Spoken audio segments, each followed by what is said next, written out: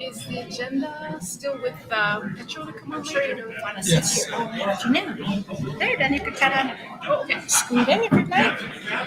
Enough room.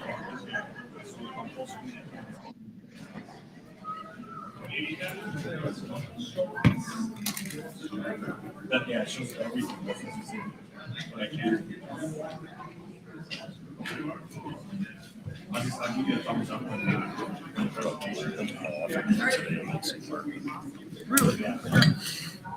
Justin. I don't have my laptop Yeah, with I'm not on Zoom. so I can't see it now. What do you need to see? My presentation so I can figure out what I'm talking about because it's behind me. Sorry, guys. No, you need a laptop. Yeah. So so give me my laptop. I'll start it up while they're doing the talks. And we need internet connection. No, I got it. I'm sorry. Oh, sorry. I have it in there. It's on the. Please, sorry.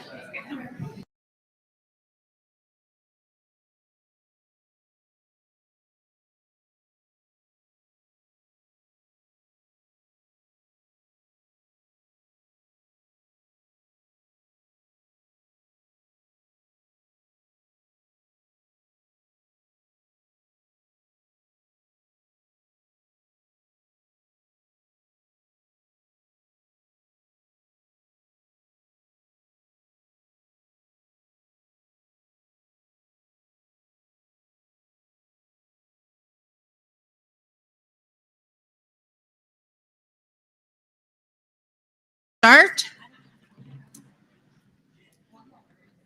I guess we're live now. So, Shawan and Newton-Dishnikas. I go by Brenda Catchaway most of the time. I'd like to welcome everybody here to our information session on our addition to reserve process and the designation of our Dauphin lands. We're going to start by inviting Elder Brenda to come up and say a prayer to open up the meeting.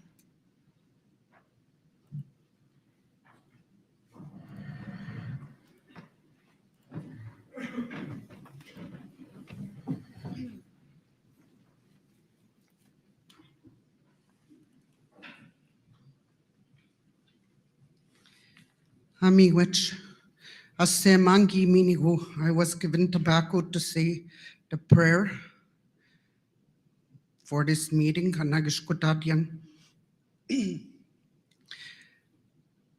My traditional name is Minegoziibe, eagle-looking woman. Once in a while, I forget to use my traditional name. And I don't know if the grandmothers and grandfathers from the spirit world sent me that to use today, because I really believe in a higher power and our traditional way of life, which is the strength that we get when we do prayer.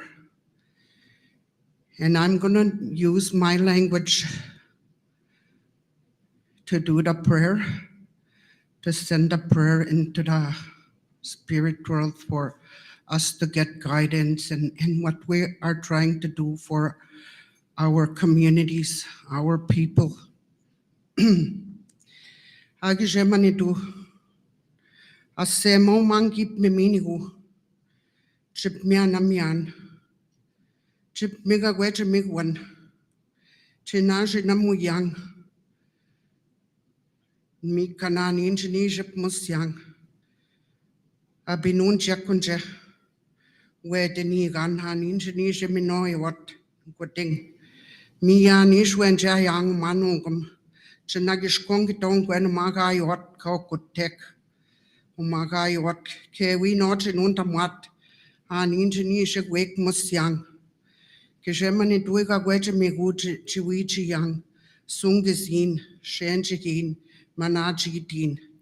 Meanish kai jumbigi wangishamani du, chimanaji tiang chiwichi tiang. Nkagwema mun kimin kishemani du. Abinun jakunja. Anishinaabe quick chinya yot kuting ni gan wet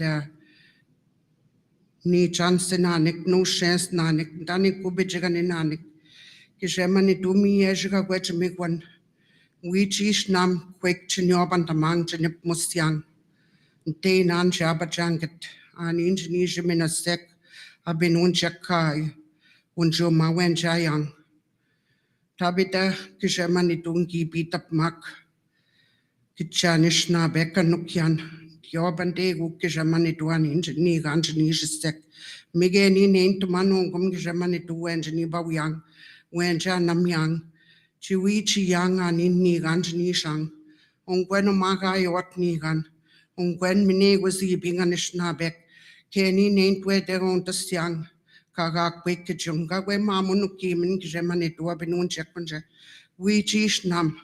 Ungwenu maga biniba wiot munya ke we non ichi gunanika ni injinisha mustyang ke gujayang aki digyat kyata wen Anishinaabe kunje kishamani tu mishinam ye mikana an injinisha naguk chinu nishing pakina mungwen Anishinaabe ke we no job and mata an injinisha mustang Gishamani tu gishawenement. Me wetch the nak when me shot the seman, Umaji bikituan, Janamian, won't chigang. Oh.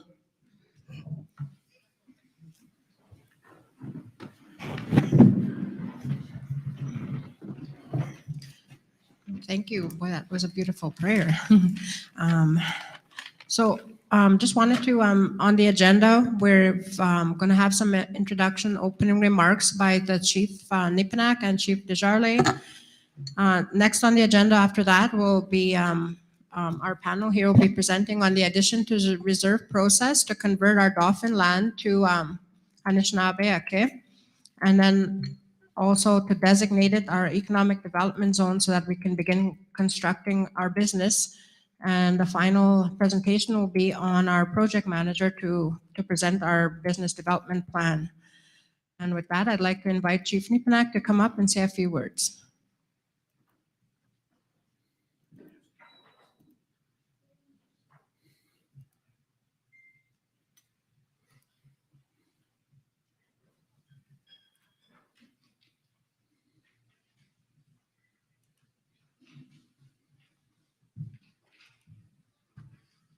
Miigwech Brenda. Bonjour Anishinaabe, Niben Makwa, Indigenous Makwanto. I'd like to start by acknowledging the prayer. Thank you, Brenda, for the beautiful words today to get us started in the right way. It's of course within our tradition as Anishinaabe people to always be grateful for the things that we have, and we do that. We show our gratitude by making that connection to the Creator each and every time we come together to sit together and share ideas and thoughts. I want to acknowledge Chief Wayne and the council from Ebb and Flow, and of course our council from Minegoziibe Anishinaabe who made the trip in today to be part of this very important conversation. Elders who have made it in, as well as community members from both communities, thank you for being here.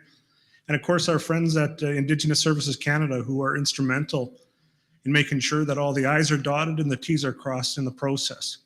ODK Engineering for helping us put together the concept so that we can start to visualize what's going to be on the ground here soon enough. And everyone else that I haven't mentioned that's partner to this very important work that we're doing. Had a very important conversation the other day with one of our treaty elders. And at times I think that we've had a little bit of an identity crisis when it comes to treaty, because we as a Minegoziibe Anishinaabe have always been going to the Treaty 4 table. Because historically we signed Treaty 4. But since Treaty 4, there's a lot of our families who originated in the Treaty 2 lands and have ancestral ties to Treaty 2 that transferred in to what became known as Pine Creek Indian Band. So we're really an amalgamation of many different families from the Treaty 2 and the Treaty 4 territory. But more importantly than the treaty that our ancestors may have signed, the number of that treaty is our kinship connections. And I was reminded by that the truest nationhood that we can identify as Anishinaabe people is not based on our reserve space, which is oftentimes a small geography situated within our treaty territory. And it's not our treaty It's who we are as family. It's our kinship connections that bring us the greatest opportunity and potential to be strong as Anishinaabe people. That's where our strength lies the most. That's who we are. That's where we come from. So when we think about where we're going as treaty communities, whether we're part of Treaty 2 or Treaty 4 or part of both, I think at some point we have to elevate the importance of our kinship connections. And that involves acknowledging family. That involves acknowledging the fact that we all have kin connections throughout the Anishinaabe homelands. And that also ties into the powerful name that's been given to this location, Anishinabe Aki. That's a very powerful name because it is a very broad name that captures so many of the families that call that Dauphin area a place that we go visit once in a while. So this is a very important initiative that started a long time ago. I think it's a long time ago, at the beginning of my political career. When I was originally elected in Pine Creek, as we called it back then, this land had been purchased by Billy Joe Delaron, the former chief, working with the late Ralph Bolio. And we scrambled at times just to make a mortgage payment. The first mortgage we had on the property was at Fusion Credit Union. I think back then it was called Dauphin Plains, I think. It had a different name. And sometimes we didn't even have enough money in the bank to make the mortgage payment. So Ebb and Flow covered us. And sometimes when they didn't put the money in, we covered them. But I think early on, being in third-party management where we had no control over our money at all, Ebb and Flow helped us keep that land together. And we had offers from different people in the city of Dauphin to sell the land to them. And it would have created a little bit of cash flow for us, but we held on to that land because we knew that there was going to be a broader vision, a longer-term vision to develop that land. So a lot of different chiefs, a lot of different councillors have been part of the process. They've each stepped up and they've put their hands on this project to get it to where it's at today. So no one chief can say, that this is their own great victory. This is a great victory for the people and for the community leadership and the people that have supported it to this point. And to that end, I want to acknowledge Billy Joe Delaron, because people said we paid too much money for that land at the beginning. But you know what? We didn't. We paid market price because we were offered market price plus 10% to sell it right away. So we did not overpay. After that came along Charlie Bushy. Charlie coordinated the transaction that landed Pine Creek, the 80 acres behind that. So we also own a parcel of 80 acres behind there. And people also said he paid too much then, and who knows, we'll know in time, whether or not the value is there. But I do believe the value in that land is there because our people want to see urban reserves opened for settlement as well as for commercial opportunities. Karen Batson came in after that and she helped settle the third-party interest on that land in coordination with Ebb and Flow. Because you need to settle third-party interests in order to do an addition to reserve or a TLE. Isn't that correct, Isk? That's right. So, a lot of people did their work to make this happen. And of course, I've come in and I've helped the process continue on as in coordination with Chief Wayne. And here we are today. This is a very important and exciting opportunity for us to really, change, I think, rural economics. When we look at Dauphin's been a community that's benefited and grown on the backs of, our people, I believe, because we're the ones that are, fueling that economy, taking our money into Dauphin and spending it there. Agriculture is also a big history in Dauphin, but we see agriculture also starting to shift and change, which means that there's less money in rural economies. So if a city like Dauphin is going to thrive, it's going to need us to bring that potential and that opportunity into that space. And that's what we're preparing to do. So we have a good partner when it comes to the city of Dauphin because they know how critically important we are as Anishinaabe people to the survival of that town and possibly the growth of that town into a city that people want to visit. So that's where this project is going. There's a lot of detailed information that's forthcoming here today for you to consider. The partners at ISK have put together very, very informative information. Our lawyer is here who has vetted the information for us, given us legal advice to make sure we're not stepping on any traps or any pitfalls in the process. David Meachus is here as well. David has been a very, very significant consultant in this project, because some of you may know that he was instrumental in the creation of the Urban Reserve, the Long Plain Urban Reserve, and the Petro-Canada, which I understand is the busiest in Western Canada. So we have the right people doing the right things, all pushing in the right direction. And in the coming weeks, you're going to have an opportunity to vote on this. You're going to have the opportunity to vote on this reserve creation, this designation, and of course, the creation of the Petro-Canada gas station that we're planning on putting in place. It's ultimately in your hands at the end of the day. We've carried this in leadership as far as we can. We now put it to you to vote in hopefully in favor of what of the work that we've done to make this happen. So thank you for being here. I look forward to the conversation. I know there's a lot of things happening in the city. There's an important gathering tonight to acknowledge elders. I'll be excusing myself a bit early because I have to be at that event as well. But I know Brenda's organized food for us. And I want to commend Brenda for the great work she's done, because she has been a constant in this process. She's helped coordinate the venue. She's helped coordinate the food. She's picked up all of those door prizes over there. She's done some great work to make sure that this process continues. So I want to acknowledge that. So with all that said, I'm sorry if I've been long-winded, but I had a lot to say today. Miigwech, thank you.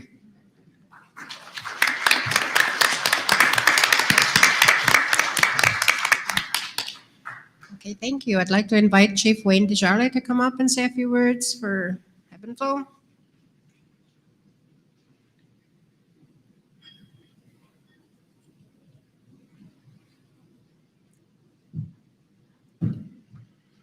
Miigwech dikit kening manom kinaga yaik. Apetigi zung genda uzum igichin enda uzum. Oveski maskodev zike himuni medizagaten disnekas maskodev zken dozum. Anishinaabe hum akan ka kwe kejung donji. Miigwech kenegi din nenimaga yaik. Shuno miigwech dinakwa gabe anisit macha Anishinaabe mga petizung genda ut ya Anishinaabe mung. Kinenta Anishinaabe. Eget normal kitap manadi kumunyak kawiji wengan engineer sama. Udah sebesi wek ehuni awet Nishno skoni orangana kanisuno kiot. Nyap. Chanda mot Anishinaabe. Siwi jot hebben ojes nyap Anishinaabe mut. Miigwech kedin nenim. Apetigi chinen daut we nosmen jaya numra ben ojes sak. Inge hayot manongum shiga inge hamashiga nita yot. Miigwech kedin nenim. Good afternoon, everybody. My name is Wayne Desjardins, Chief of the Ebb and Flow First Nation. I'd just like to thank everybody for being here. I'd like to thank Chief Dipanak for his comments, and I'm not going to repeat what he said. And but I did say in our language, my name is White Buffalo Rain Dancing in the Sun, and my grandfather's spirit is the buffalo, and I'm the First Nation Chief of Anishinaabe, Chief of the Ebb and Flow First Nation. And I did talk about one of the things that it's really deep down in my heart. I believe I'm asking both First Nations to get together and go back to the elders and work on our language. Our language is very important. Just this past year, I was in Quebec City. There's a First Nation right in Quebec City. So the meeting I went to, one of the chiefs said, this is our elder that's going to be coming to do our prayer. So that was good, which is normal in any First Nation community. And then he went on to say, this is the only person that speaks our language out of the First Nation. I guess they have some First Nations and relatives in the States. But, I felt it in my heart. I felt sorry for that community because they don't have the language. They're wealthy people, but you're more wealthy if you have the language. Today we sit here as a group, two communities working together. I'm not really the one that started this venture with Pine Creek, like Chief Nipinak had said. I know we had a few chiefs in our community and different councils. But when we met a few years ago, almost 3 years ago, I think we decided that we need to do something with this land in Dauphin. It did take quite a bit of work. We met, I think, probably went through 3 different mayors in Dauphin while we were doing this. And like Chief Nipinak said, Brenda was very instrumental right along, right from the beginning. Even when Chief Baston was there, we already started meeting with the late mayor of Dauphin. And this, when we had our meeting yesterday with our band members, we had a few hundred people. But we also tried to make them understand why it's important to have a vote on this and to have a positive vote. Because like I said, it's not for you or I. It's for those little kids that are running around in here. It's for the little kids that are not born yet. I'd like to thank each and every one of you for being here today. And I know we'll have a good dialogue session on this activity that we're doing here this afternoon. And I'd like to thank ISC and everybody else that's involved right from the beginning. Thank you very much.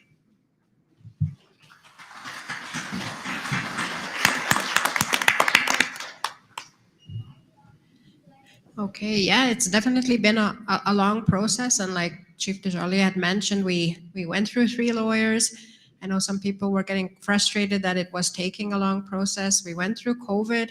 So there's a lot that happened and delayed our whole process. But from here, I guess what we'll start going with the panel, they'll introduce themselves as we go along, and the floor is yours. Sure.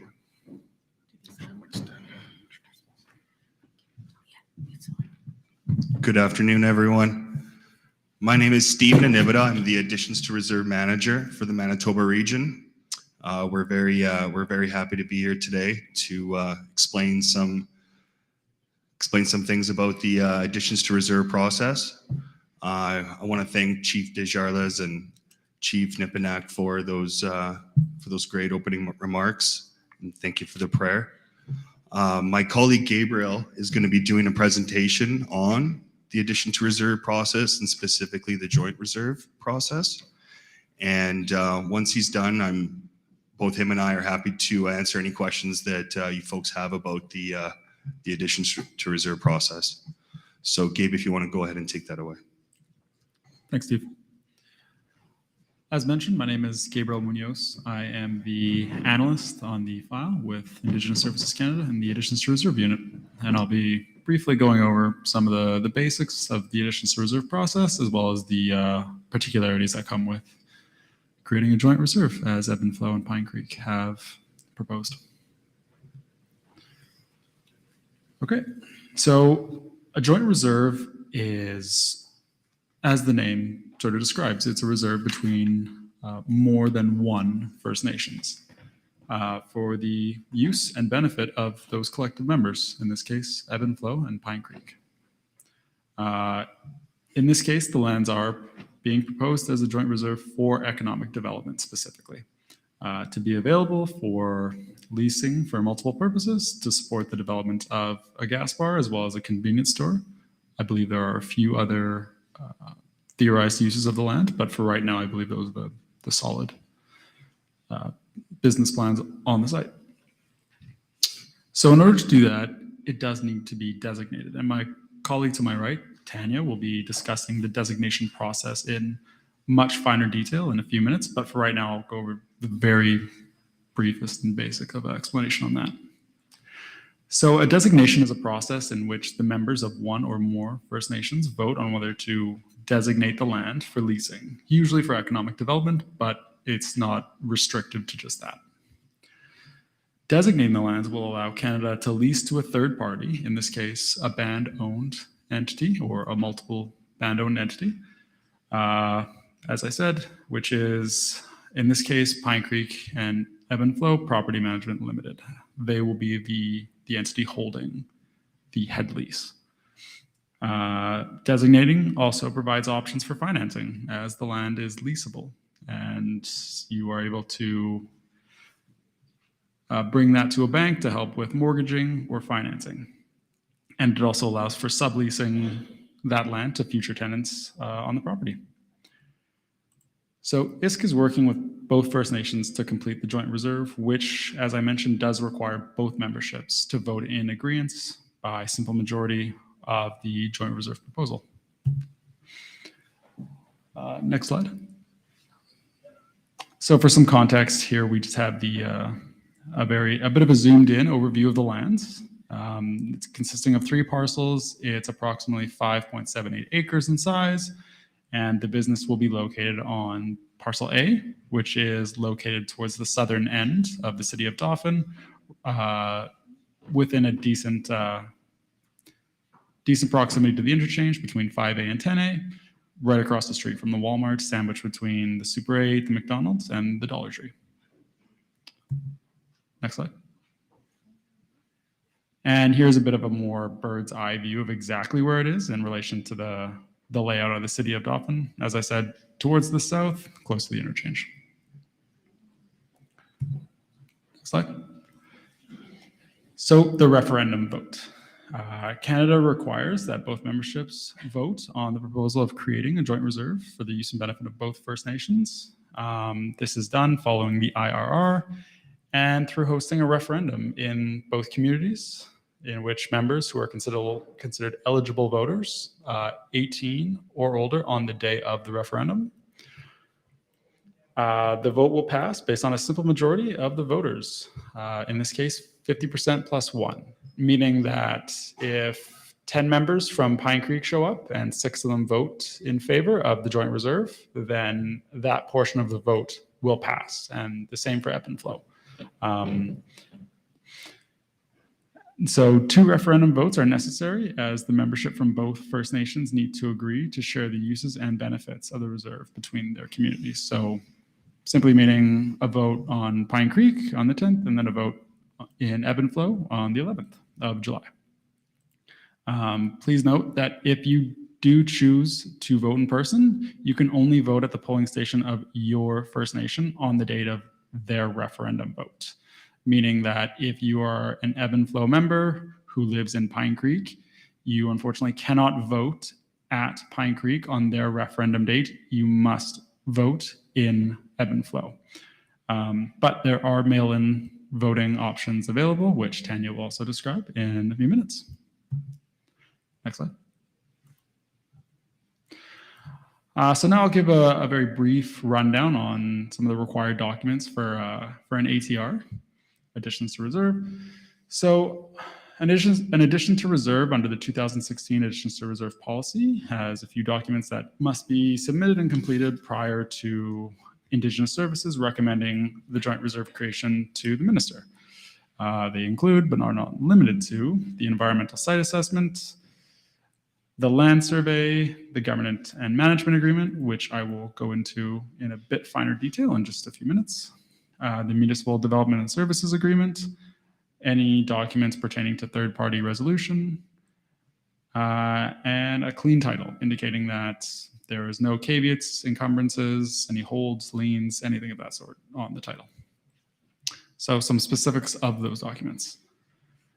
The ESA determines and indicates whether or not the land is suitable for reserve creation. And really what this is looking at is there any contamination?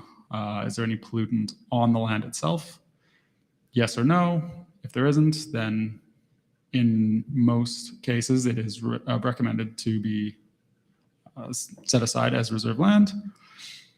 The survey just ensures that we know exactly what the boundaries are, and that, when it goes into the federal inventory, it's very clear as to where that land ends and starts.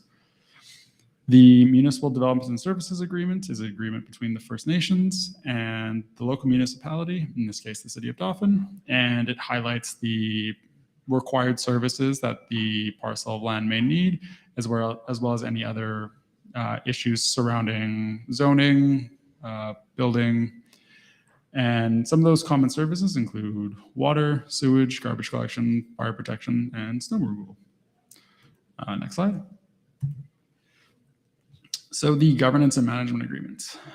This is a document that is created by both First Nations in concert with their legal counsel, and it really highlights how the joint reserve will be managed by both First Nations.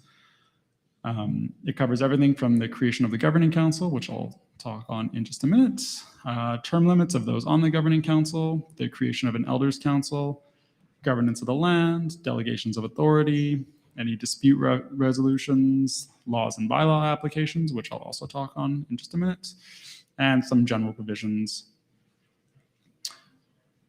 So big decisions on the governing council are made in a few ways. One is through the ordinary council resolution and another through the special council resolution. As the governing council is made up of chief and council from both First Nations, it'll comprise of 10 members. And for an ordinary council resolution, which handles everything from delegations of authority to management of employees, that sort of stuff, it requires a quorum of 6 with a minimum of 3 members from each chief and council. So in that way, the decisions are meant to be reflective of the whole, and there is no ability for one First Nation to push forward things that they are more in favor of. Now, special council resolutions handle larger ticket items, generally decisions that need the input of members, and those will be any proposed selling of the land, surrendering of the land, voluntary land exchanges, anything that would require input from the membership requires a special council resolution, and that special council resolution needs all 10 members to unanimously vote on that resolution. So I did mention bylaws earlier, laws and bylaws. For a joint reserve, laws and bylaws governing that area must be agreed on by both First Nations within their respective First Nation. So, for example, a law passed by Pine Creek would not then affect the joint reserve land unless Ebb and Flow passed a similar resolution mentioning those exact, mentioning the same stuff. And consequently, laws affecting the joint reserve do not automatically then affect the regular reserve as a whole. The governance and management agreement also highlights that there is an equal 50-50 split in the land. In this case, the current title is held by both the Pine Creek Economic Development Corporation and the Ebb and Flow Economic Development Corporation. Some important referendum dates. On July 10th, 2023, at the Pine Creek Recreational Complex from 9 a.m. to 8 p.m. will be the referendum vote.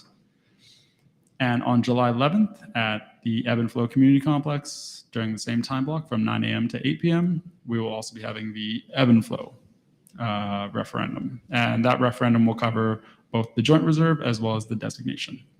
And on July 12th, we will be counting the ballots at the Dauphin Friendship Center at 10 a.m. And anybody who wishes to attend is welcome to do so. I believe the event will also be live streamed on Facebook.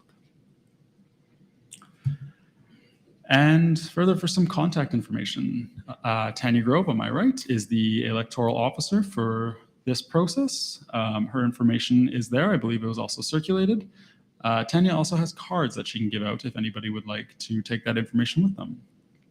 Now, each First Nation is also has a deputy electoral officer that aids with the process. For Pine Creek, it is Joseph Ricky Nipiu, and Brenda Catchaway can also be contacted on behalf of council. And for Ebb and Flow, it is Alicia Paul Musso, and Darcy Malcolm can also be contacted on behalf of council. And that is it for my presentation. I am happy to take any questions that anybody in the audience may have.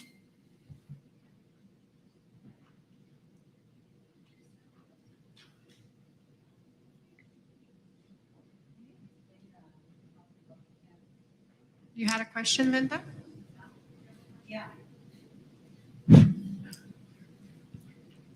Can you explain more about you said something about 10 people? Yes. So voting by simple majority simply means that the amount of people who show up, as long as a majority of 50 plus 1 vote in favor of the ballot question, it passes. So yeah. So in the past, it used to be a supermajority. So you needed a minimum of 50% of band membership to show up, and of that, 50% plus 1 of them needed to vote in favor. It has been rewritten so that now it's just whoever shows up, as long as 50% plus 1 of those people vote in favor, it passes. Yeah. So you're saying then 10 out of 50? I'm saying that just as a very basic example, if 10 people show, or if 20 people show up, if 11 vote, yeah, we would and vote in favor, then it would pass. There's no requirement for a larger percentage of the band to vote. What about the majority of the vote, both the reserves of all the people that's there, all the heads? Okay, so how many? Only half of both reserves could go ahead plus 1, then it would pass. Tanya, can you speak on that? So yes, allow me to. What he's talking about is called a simple majority. Each First Nation has about 2,000 people who are eligible to vote. In a supermajority, 1,000 people would have to show up on vote day. Yeah. That is no longer the case. No. Whoever attends and casts a ballot, we need to have 50% plus 1. It doesn't matter if 500 people, 600, 200, Okay. 10. We need Okay. half of the people plus 1 more Yeah. to pass the vote. Okay, But so that we're just looking at the votes then. Yes. Okay, there you go. Okay. Hi, I have a question. I'm Jennifer Rocchio from, I guess, Winnipeg. My question is, do you guys have any voting for people in urban? Because right now it's just like we have the mail-in, but honestly, I don't trust really the Canada Post. So I would prefer to vote in person if that's possible. And I have transportation issues, so I am a person with disabilities, and I don't have access to a vehicle to get out to the reserve to do an actual vote in person. But I personally would rather do a vote in person, and there are a lot of people that I've spoken with my family that are not on the list and have been excluded from the information that we're all receiving today. So to me, it's kind of an unfair situation if other members are not included in this vote and in this process. It creates a little bit of barriers. At this time, we are not having any polling stations that are outside of the home communities. And because the vote has already been posted, no changes to the rules that we have posted in the notice of referendum can be made at such a late time. There is the mail-in ballot option. We do have ballot packages for both members here that they can take them home. We can also give some in care of for a spouse that couldn't make it, or some children that couldn't make it. I have my cards on the table. I've left little colored cards for people to fill out their addresses and give to me so I can mail them ballots. Also, there is the opportunity that if you are in the city up until the day of the vote, the 10th for Pine Creek and the 11th for Evanflow, you can drop your mail-in ballot off at our office in downtown Winnipeg as well. And then also when they get mailed from Canada Post, they come to me at our office as well. But we will continue to keep mailing packages right out until vote days in hopes that people can get their ballots in. I also wanted to mention that nobody has been excluded intentionally. We did have a previous posting on our website and on our Facebook official membership site asking people to call our Indian registry clerk and give their name to be added to the list along with their address. No, I guess not everybody has seen that, but we encourage any family that has seen it to reach out to their family members and let them know to call and then give their addresses. And I think they can even give you their ballots here today if they had them. If they had them with them, that, yes, I would be accepting If you that. had it, but you could just give it to Tanya as the electoral officer today. Yeah, unfortunately, we can only mail in, we don't track people's addresses. We can only mail ballots to people who have provided their mailing address to their home First Nation. And we did that on the posting day, I believe it was a June 26th or 27th. The bulk mailing of the addresses we had all went out. I think we sent about 500 packages out. And since then, we've been trying our best to solicit additional voters to come in and ask for their ballots. If you are going to have a place here where we can bring our ballots. Yeah, my address on my card, and that's also posted. We have it posted on the wall, so people as they leave can take a picture. My cards are around. That is our office here in Winnipeg, so people can, during our office hours from 8:30 to 4:30, come in and they can drop it off at our office. Yes. Hi, it's Bill Monroe. I am just asking for the required documents. We are at the stage right now where everything is complete and all we have left is to do the voting. Is that correct?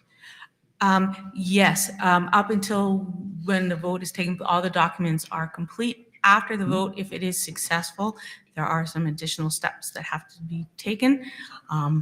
But to prepare for the vote, all the documents have been completed.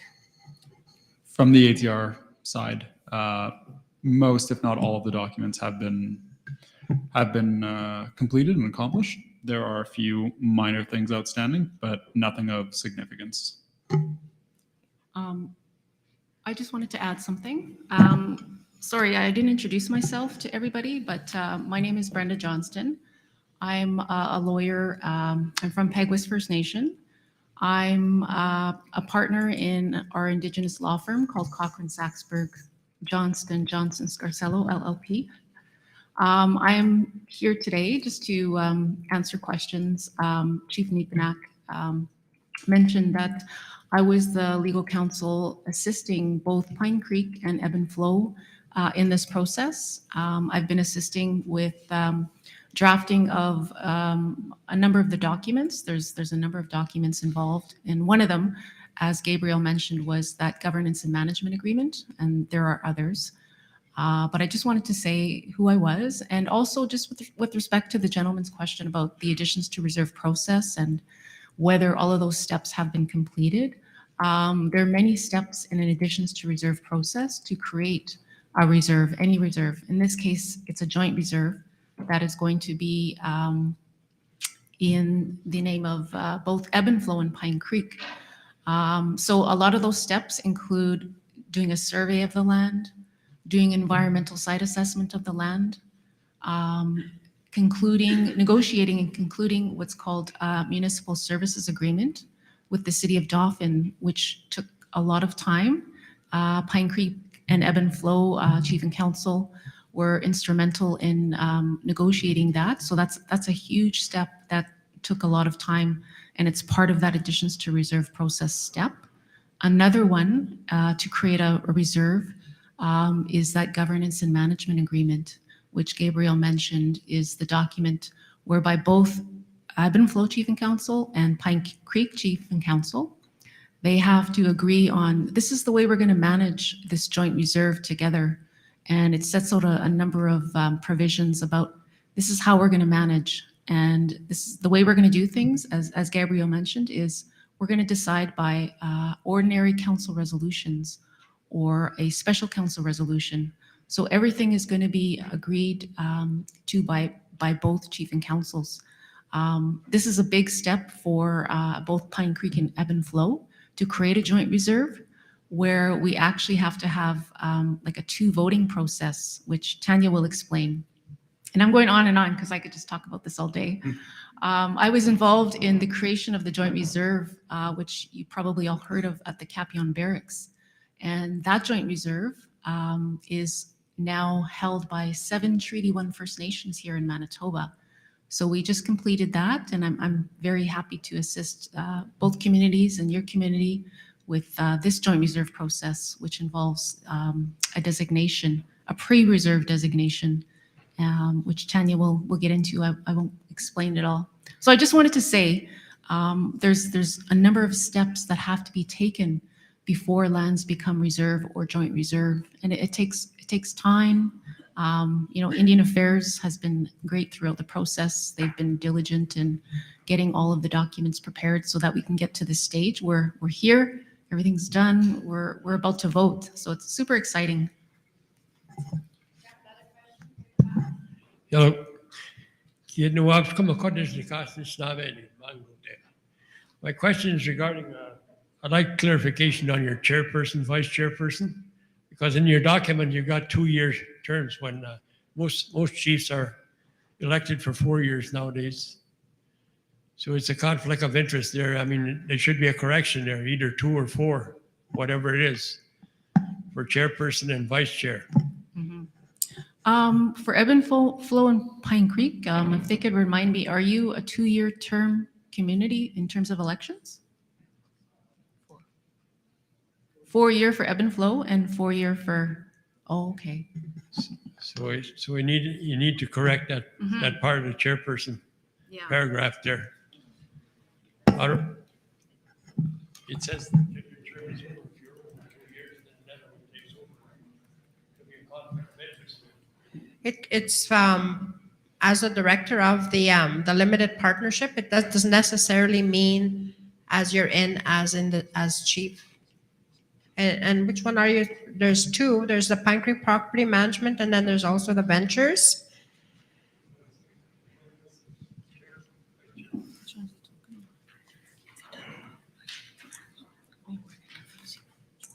So it would be the property management under the governance and management agreement. It could be the same chief and council sitting, but it could be they decide at the time, let's change the officer. So it could be someone else who could become the chair and the other vice chair. They could appoint a counselor, like if the chief is too busy and says, you know what, I need to take some time back from this. I'm going to appoint my one counselor that has the economic development portfolio. It's not necessarily meaning that it has to be the chief or the counselor from a community. It's whoever they appoint to be in that term.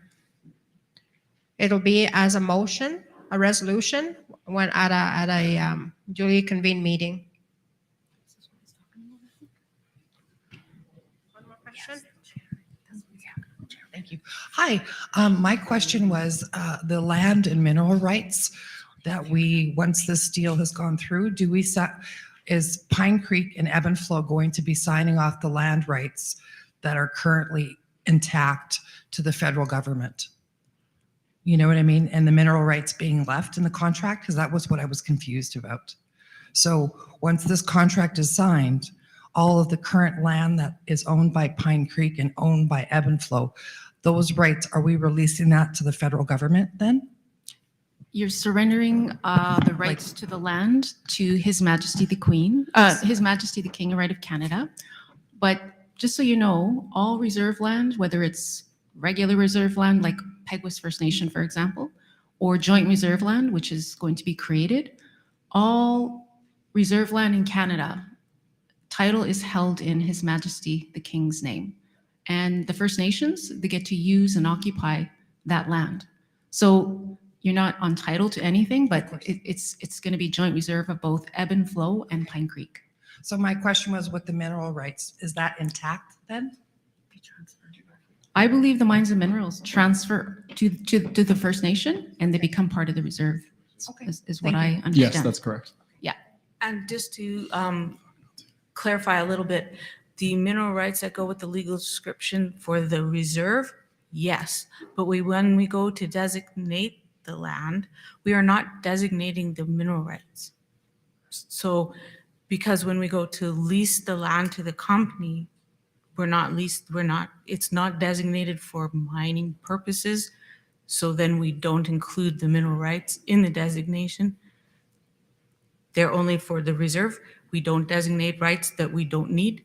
So they won't be in the description of what is being designated. But they will be just in the description for the reserve land, Yes. correct? Right, so they are included in the joint reserve. That's a good question regarding mineral rights, because right now in the province, Manitoba, Saskatchewan, Alberta, the NRTA owns all mineral rights, whether on reserve or not. So we need to make clarification here regarding our rights.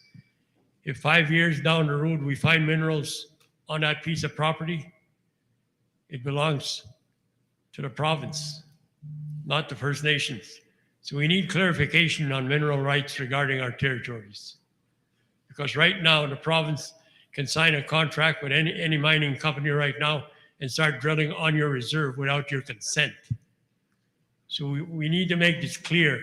If we're going to designate property for First Nations, that we have those rights in place.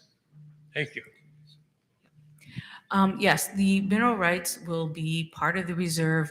They will be not included in the designation. So Canada will not have the right to lease out for mineral exploration because those are not designated. Also, in 5 years now, hopefully, there's a large gas station sitting on top of that piece of reserve land. So even if something was found under there, we can't go digging for it because the gas station is the prior interest on top of it. So we wouldn't be able to lease exploration for any minerals under the 5 acres because somebody's hopefully already built a gas station on top of it. So we couldn't, Canada cannot grant a permit or a lease that would interfere with the rights exercised by the people who already are there. So we can't make the gas station dig, like knock down the gas station to dig for oil. It can't happen. Okay, so An example regarding mineral rights. Take for example, the other First Nation in Minegoziibe.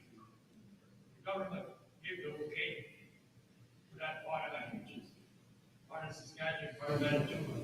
Gambler First Nation only got 20% share royalties from mining tax, right on Gambler First Nation. So that's why we need clarification here. Any mining company can come along and give you 10%, or 10% sounds good. If you got $1 billion, $1 trillion mining, not when you have something else like this, and you forget to put that forward. We need clarification on these rights. I think where, Because NRTA right now controls all mineral rights in the province, and Canada does not have jurisdiction over mineral rights because it donated that to the provinces. Province is the legal owner of all mineral rights in this province. the property that we're talking about today, that we were wanting to do the vote on, is just a little over 5 acres. And we hope to have a couple businesses established on it. So I don't think that there would be space to do any, to put any mining on that right now. So we're going to continue and go on now, and we're going to have a presentation by Tanya on the designation.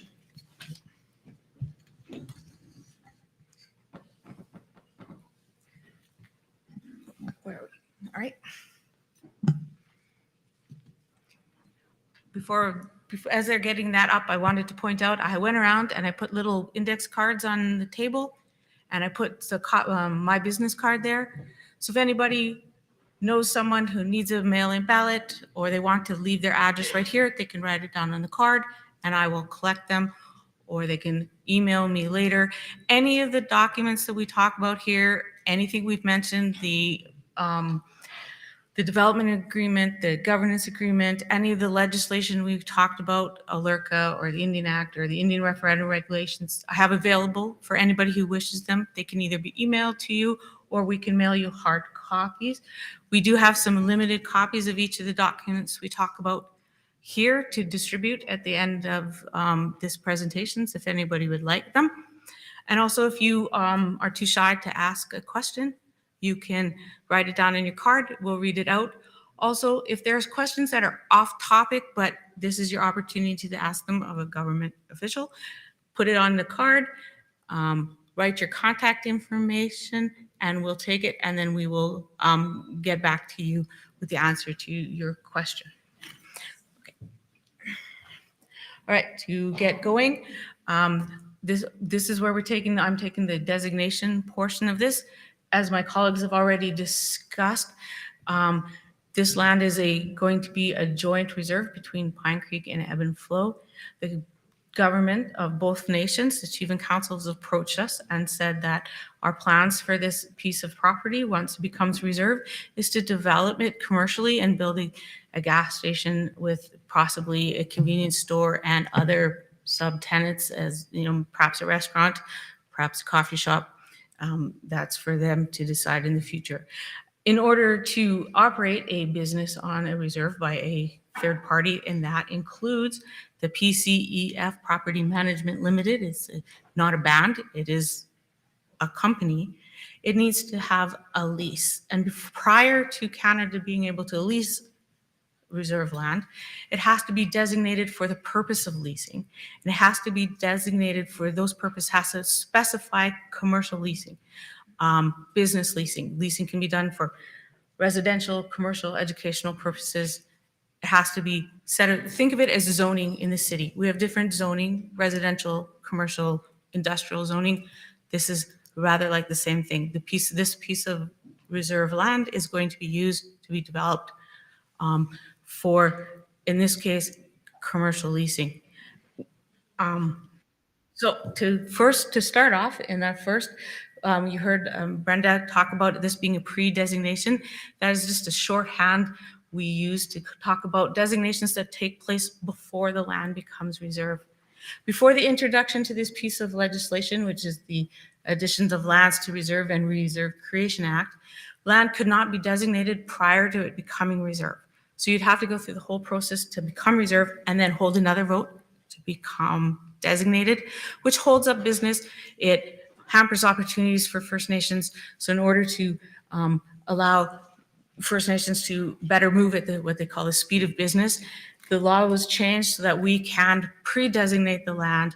It doesn't come effective until the day the minister stands the land in reserve. All the documents are completed, they're signed, they're ready to go. And the minute the land becomes reserve, the designation is effective. And so that allows First Nations to begin to develop in a faster manner if they had to wait.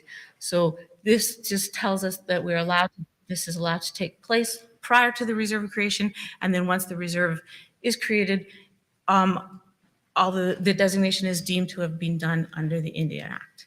And then the next slide we have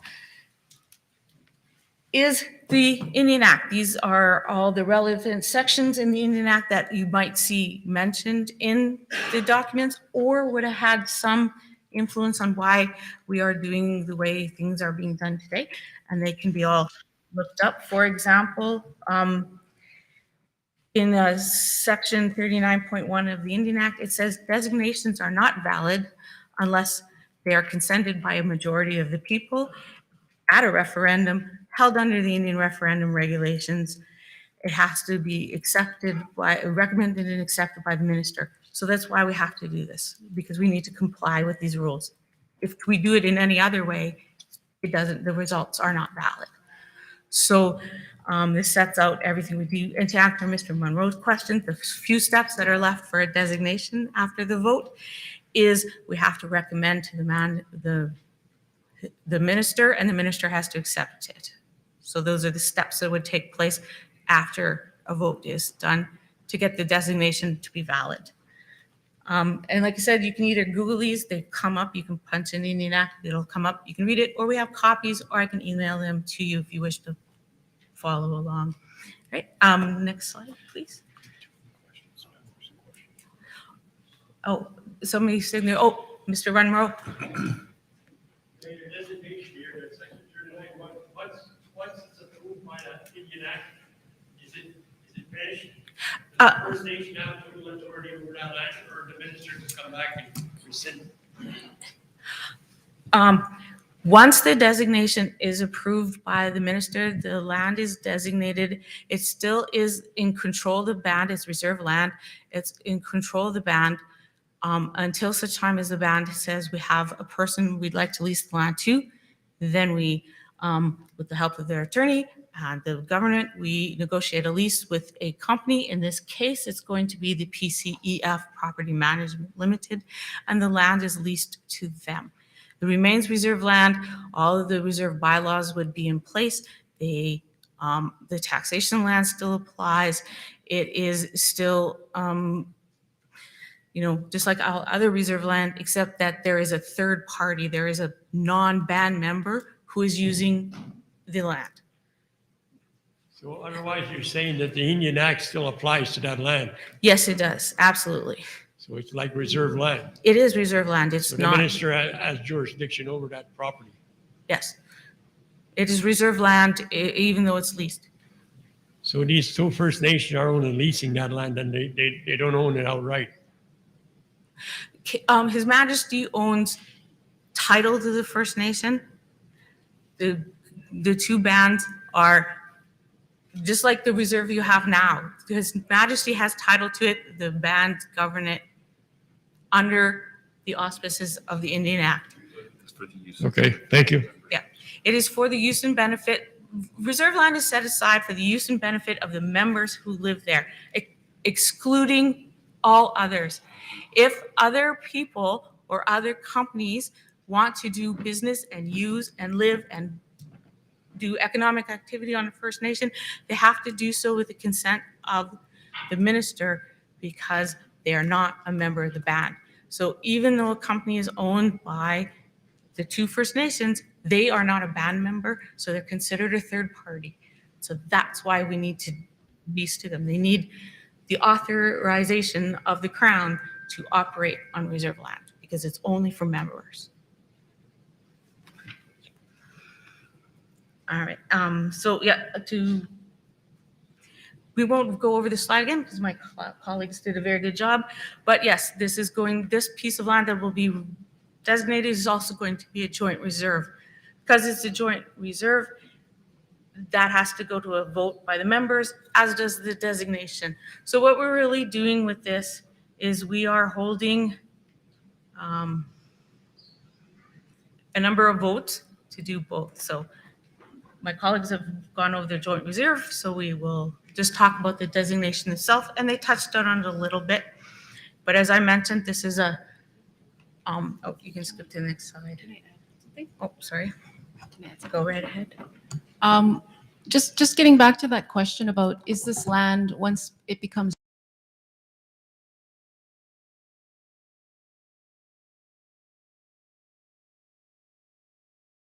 have to be met for leasing lands or signing permits with like Manitoba Hydro or Bell MTS, right?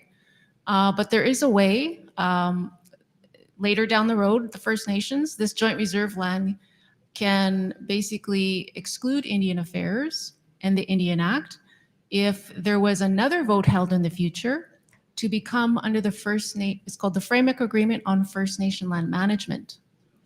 So in the future, if you want to get away from the Indian Act and have the two First Nations manage the reserve lands to the exclusion of Indian affairs and the Indian Act, you can do so under a piece of legislation called the Framework Agreement on First Nation Land Management, which the two chiefs and councils can explore in the future. And that way, it's up to the two First Nations themselves to manage and to create all the leases and to create all the permits and all of that. Just so you know, the Treaty 1 First Nations, we're pursuing that type of an arrangement for the joint reserve land at Capion Barracks. Oh, Chief Nipanak?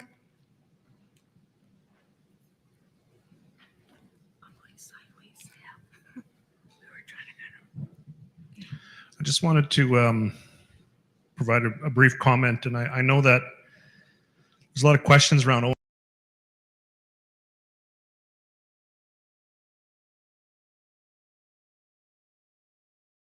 I can tell you right now, nobody owns any land. That is correct. What you acquire is you acquire a bundle of rights. They call it in law. I think that's how they teach it still. That is correct. And within that bundle of rights, you have rights of survivorship and so forth, but you don't own the land. Even if you have fee simple title in your property, which some of us do, you don't own it. Because as soon as you stop paying the king's levy, they come after you. and they kick you out of your home and off your land. So there's a lot of people walking around in Canada today thinking that they own their land, and they've held their land in their family for, I don't know, 3 or 4 or 5 or 6 generations. Farming families all over the place think they own their land, but they don't. They don't own their land, because the minute they stop paying the king's levy, the king's people come after them. And that's done through the courts, and that's done through the RCMP. And they'll remove you from what you think is your land. So there's no absolute land tenure system in Canada. The best we can hope for is involving ourselves in a system where we might accumulate some of the king's treasury. And that's what this commercial designation is all about, is creating a space where the king's treasury might accumulate in favor of our people, the underlying title of which will always be asserted to be held by the crown, to back up what's called a fiat currency, a currency that's built on the weight of force and violence if it needs to. And that's what we're dealing with.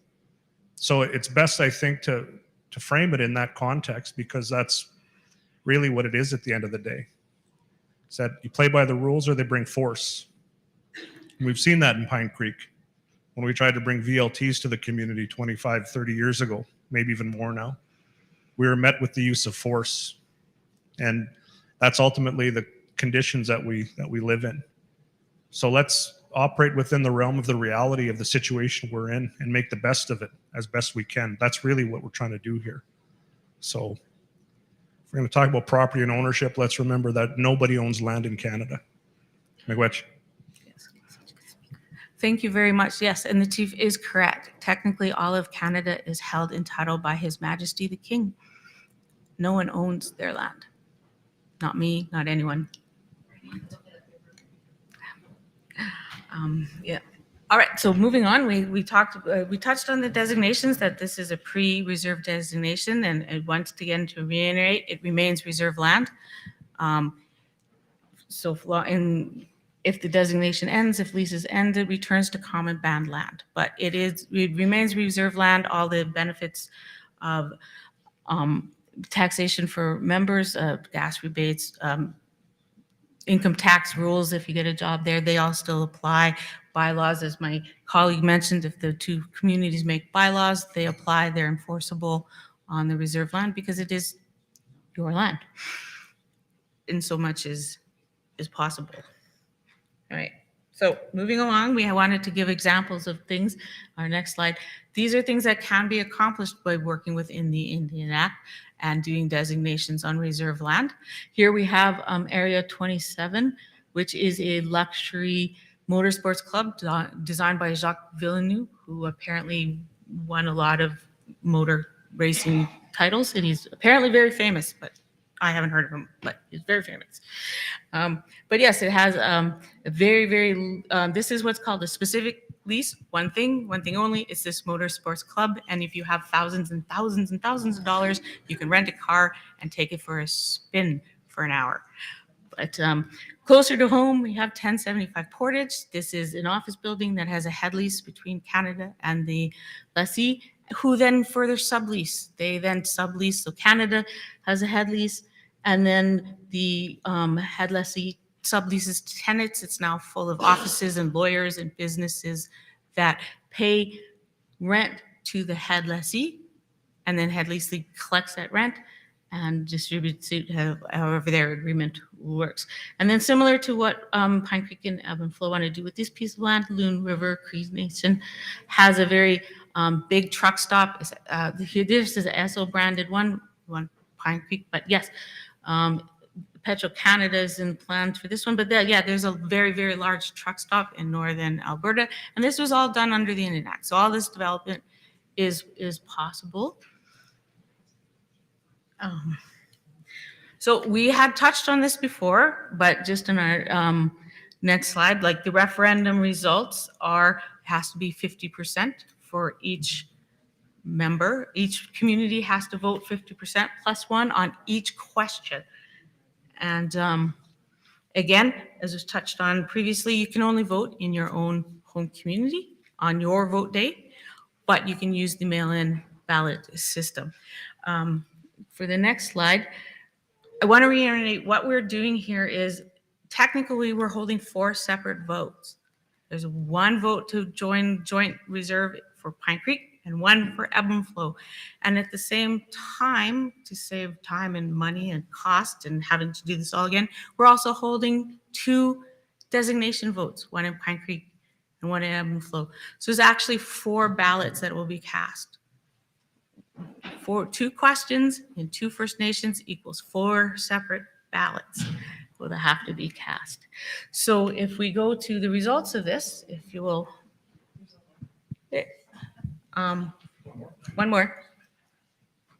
Oh, no, back, go back. Back one more. There we go, potential voting results. We just wanted to make sure that everybody knew. In order for the joint reserve to go forward, both community has to vote yes. We need 2 yes votes.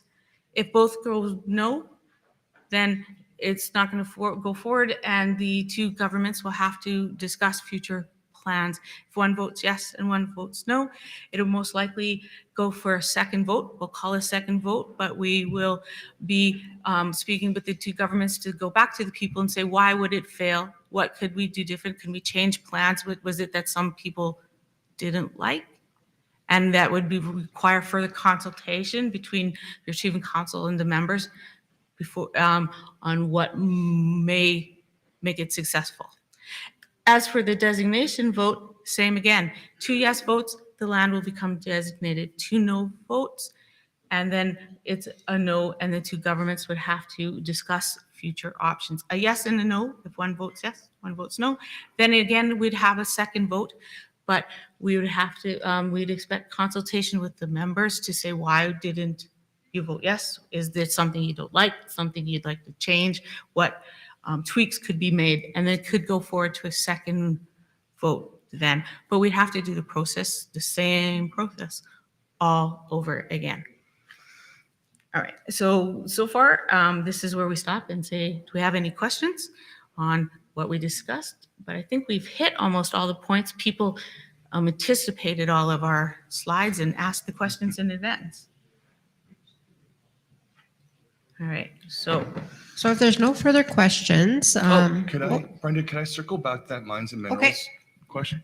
Excuse me, sir, could I circle back to your question about the mines and minerals? So I confirmed with Gabriel that they are included, and we will be setting them apart as a reserve. And so they will be for the use and benefit of the membership. And it'll be both memberships. And so if they were to be put to a use for someone else, like another third party, then this designation process would have to occur for those mines and minerals. So Manitoba won't be able to come in and do anything to your mines and minerals because they'll be reserved for the use and benefit of both memberships. I'm not sure what's going on in Gambler there, but there won't be an opportunity for Manitoba to do anything to the mines and minerals once they're set apart. and then, okay, well, we don't have anything on the first part. We're just going to look at, oh, sorry. Hi, I just have one more question. No problem. The panel of 10 people, is that going to be 10 from each different reserve, or is that 10 combined? And who chooses those 10 people on that panel that you were discussing? So the governing council will be comprised of the chief and councils from both First Nations. So both have 5 members on them. So yeah, so it'll contain the chief and councils from Evanflow and from Pine Creek.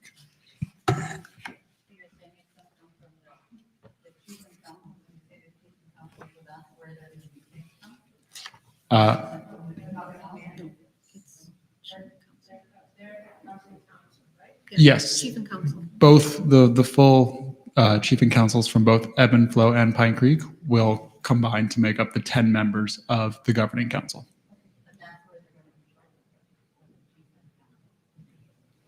Yes, it'll be the full complement of chief and council from. Oh, fair enough. Okay, if you move to the next slide then. We're going to have just a run through of the designation document, which this document, when we say designation, this is the actual thing we're voting on, which is the rules and terms and conditions. They're set out in this document. We put them out for everybody to have an example of if they want to have a look at them. But really what this designation document is split into 2 sections. One talks, or two halves. One talks about what could possibly happen in the future, because this designation document, unlike previous ones that were done before, has no end date. Before, they always had to end. They had to end in 99 years or 100 years or 125 years. This one is indefinite until it is revoked by law. So it will always be designated land until it is revoked by a process of law. It can, if it has an active lease on it, it cannot be revoked until either the lease is bought out, the people agree to end the lease, or the lease comes to a natural end. If the designation land has not been leased yet, and the decision between the two chiefs and councils is to rescind the designation, they can do that. They can do that by a BCR, and one from each community. But if it does have a lease on it, then you'd have to wait for the lease to be over before you could rescind the designation. Some of the documents that went into this were the rules under which we drafted, and some of the things we mentioned are all the documents we mentioned before: the management agreement, the services agreement. These are all available for anybody to get questions. Have questions. So there's two parts, as we said. It's the specific terms in this document, and then there's general terms of what's going to happen. So after if the vote is yes, specifically what's going to happen next is we are going to enter into a lease with the property development management company for 99 years. They will be the head lessee. The head lease will be a nominal fee for $10 because the company is owned jointly by both First Nations. So then we're just going to rent it for a nominal fee. But you'll find that throughout the designation document, it talks about rental conditions, environmental conditions, how all of these are going to be handled in the future, what happens if there's future leases. Because this goes on for indefinitely, for maybe hundreds of years, we had to think of all the what ifs that might happen in the future. So we had to put all of those in there.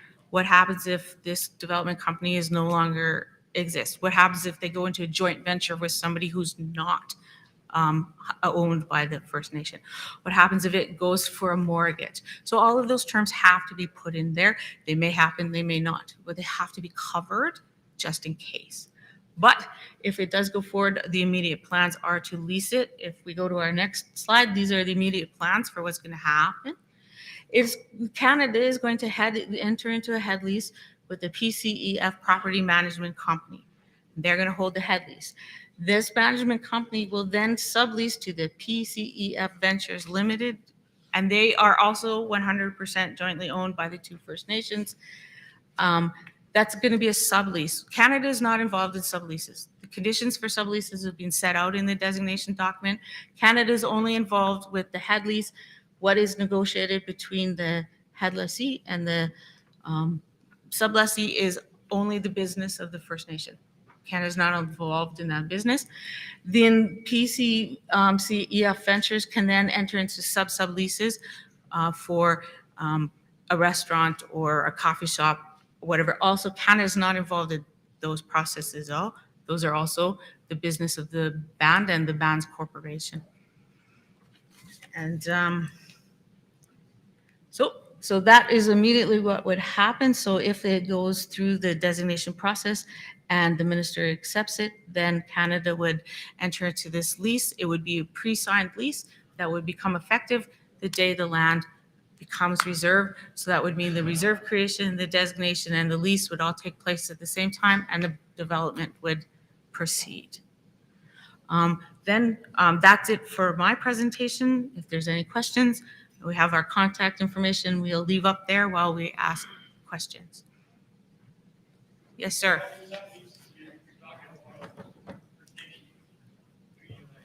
Yes. Oh, the leases. Who covers the insurance? Is it the leasee The or is it lessee. the property management group? The head lessee will cover the insurance. Is in the insurance is in the head lessee. What they put into their subleases with their sublessees would be between the head lessee and the sublessee.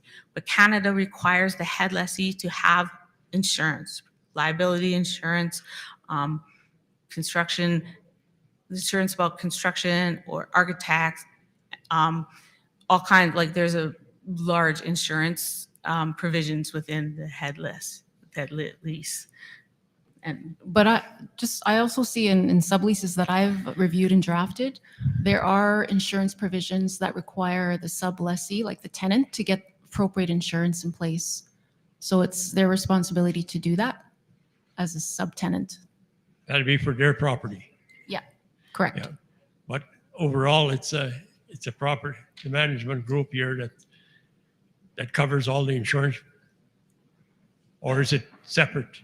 You got five lessees here. Who controls the insurance for those 5 lessees? Individually or by the property management group? do you want to answer that one? Yeah. So say for Petro-Canada, for example, well, as Tanya mentioned, there's going to be a company called PCEF Ventures Limited Partnership. And there's a corporation that's going to be the general partner, which is like the management arm. And that's called PCEF Ventures Limited. So that PCEF Ventures Limited is going to be a tenant, because the way it's going to work is the head lease. I should start with the head lease first. There's a head lease between Canada and PCEF Property Management. And that property management company is then going to sublease to PCEF Ventures, which is the entity that's going to enter into an agreement with Petro-Canada. So that PCEF Ventures and Petro-Canada, they'll have a sublease. And, oh, there's a question there. Sorry.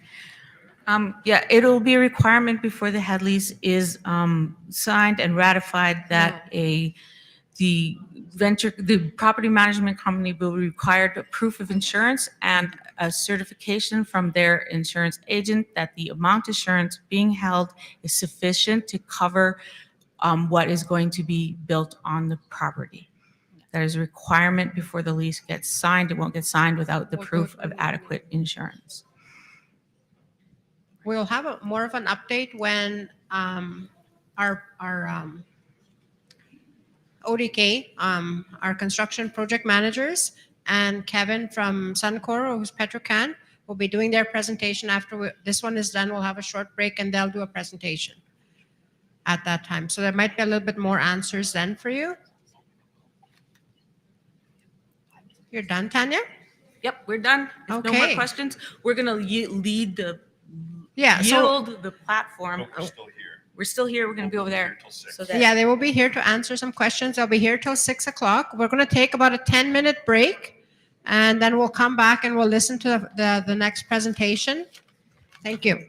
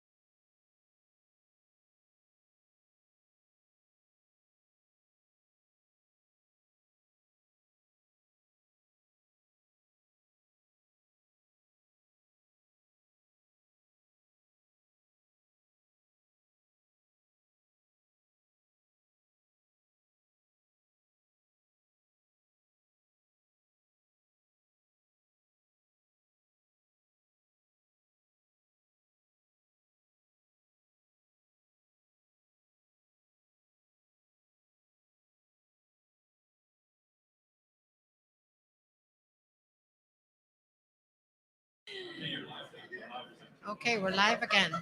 Okay, if everybody can take a seat, we'll get going again.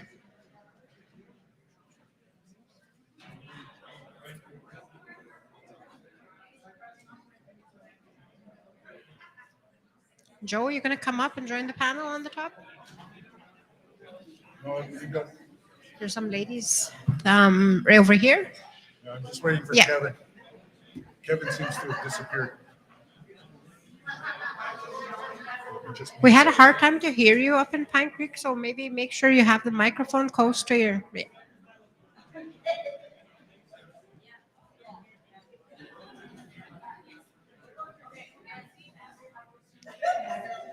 So our next presentation is going to be done by ODK. There are project managers that are helping us develop the proposed gas station for our Dauphin land.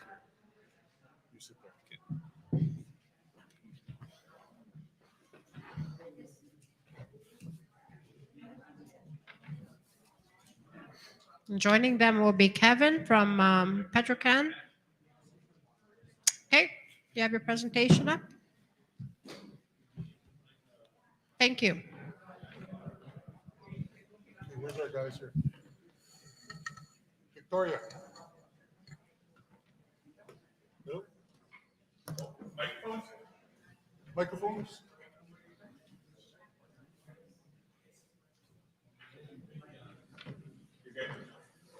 Hello? Hello?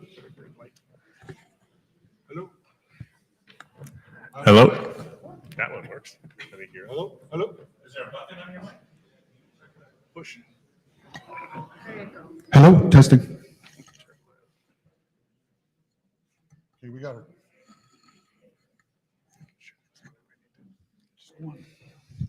Well, good afternoon, everybody. My name is Rick Laviolette. I'm a senior project manager with ODK Engineering. And I'd like to say before we start that we at ODK consider this an honor and a privilege to be part of this very important project. Before I get started, just because it came up in the last presentation, we'd like to offer a point of clarification on the lease that was suggested would be by Petro-Canada. That is not the case, and I'm going to let my counterpart, Kevin Christic, explain that a little further. No, thanks, Rick, and good afternoon, everybody. So I am Kevin Christic. I am the Senior Account Manager for Petro-Canada. I look after all of our locations in Manitoba, Northwestern Ontario, and Northern Saskatchewan as well. So before we started, one of the things that we wanted to talk about was just kind of how the ownership structure would work. On the last presentation, we saw some discussions around leasing and such like that. The way that it would work here is that PCEF Ventures would own and operate the entire gas bar. And what we would do as Petro-Canada is we would enter into an agreement with PCEF as a fuel supplier. So that's the extent of how Petro-Canada would be involved. And if you think about it, it would be no different than how PCF would enter into an agreement with Coke in order to have Coke supply drinks into the C-store. So we just wanted to make that clarification so we kind of knew how the relationship would work between Petro-Canada and PCEF Ventures. All right, thank you, Kevin. I will proceed with our PowerPoint presentation, and we'll move forward. I'm going to try and keep this short and sweet. The idea here is we'd like to share with you some of the concepts that we're putting into place and how this land will be developed. So we've got our title page here. I'll go to our next slide, and what I've got, basically all I'm showing here is that here is the undeveloped land, and I've posted a billboard per se that shows this is a Pine Creek ebb and flow joint venture that will be producing a Petro-Canada station there. And I guess just to add to Kevin's thing, by providing the product to sell is a Petro-Canada fuel, and with that, then they have the right to label themselves as Petro-Canada, something that everybody driving by is familiar with. So we'll close that off. I'll go to the next slide now. And here we have, I just wanted to illustrate it has been discussed in the previous presentations, but here is the boundary for development of the approximate 5 acres. It's just over 5 acres, and to show whereabouts this lot sits with respect to Dauphin, the city of Dauphin. And as you can see, it's on highway number 10 on the east side in the south side of the city. Okay, the next slide. Here's now general concept. The idea here is to put a Petro-Canada full-service gas station. And of course, that's what we're working towards. Optional electrical vehicle charging station, a convenience store, a drive-through coffee shop, and perhaps other leasable commercial space. One of the ideas being tossed around right now and is being looked at is installing a Starbucks, as I guess this is something that's in demand. There's not a lot of Starbucks in the area. So this is one of the business opportunities that is being explored right now. Now a little more about some of the petroleum-specific materials and product that's going to be sold. I'll go to the next slide. Okay, with discussion with my colleague from Petro-Canada and with consult with the First Nations and also environment, we've decided we're going to go with above ground fuel tanks. So what we're looking to have installed here are two 12,000 gallon fuel tanks. One of them will be a 12,000 gallon just for regular fuel. The second one will be a 12,000 gallon tank that is compartmentalized to hold both diesel fuel and premium gas. And of course, with this will be below grade petroleum piping to go from the pumping stations to the pumps and onward from there. Next slide. What we're looking at here, and I think it's mislabeled on the presentation there, but it's a Gilbarco 700 S3+1 mixer pumpers. Probably doesn't mean a lot to everybody, but these are standard pumps that we're using. There will be double-sided pumps for fueling stations. I'm sure you've all seen these kind of pumps at most gas stations that you go to. We are going to have 4 of them installed. These pumps will, of course, receive the fuel through the underground fuel tanks, and then will be connected to the point of sale within the convenience store. Part of this is also we will be constructing a rain canopy with Petro-Canada badging. And I just wanted to let you know the cost for the design and construction of the canopy is within the project, which I will get into the costs a little later on. But Petro-Canada at no cost will provide all the badging and the identity of a Petro-Canada gas station. And that will be free of charge. Next slide. Here's now a site development concept we have in place. It's not quite finalized yet. We're still doing some tweaking, working with my technical team in my office as well as Petro-Canada's team, and we are going to sort out the final layout. Now, a couple of things of note here. For those of you that are familiar with this area, Manitoba Highways is going to be doing some work to realign an intersection that will be controlled by traffic lights, and it will be adjusted slightly south to coincide with a road that we are building from that new intersection westward into the reserve lands at the north side. So we will be able to access the gas station from there, but will also be suitable as you expand into parcel B and parcel C of this development. So it'll be ready to go. Back to highways improvements here. They're going to be upgrading the road. They're also going to provide a service road connection. So a couple of things we have to do here. This diagram shows that we've got one access point from Highway 10 or Main Street South, but we are looking to establish a second access more at the south side. So we have to submit a permit to Manitoba Highways. It's called an access permit, And in preliminary discussions, they says, well, you know, the north side where the light controlled intersection is going to be placed, that's a no-brainer. But they will have to review the site plans once we also ask for a south side access. That is to be determined, and we are tweaking on that. So there's for the site development. And just to let you know, if there's any questions, I'll take questions at any time. So here's now the preliminary site footprint that we're looking at. I guess the only things to add here is that the road section will be developed to highway standards so that the street itself is easily integrated into the city street system.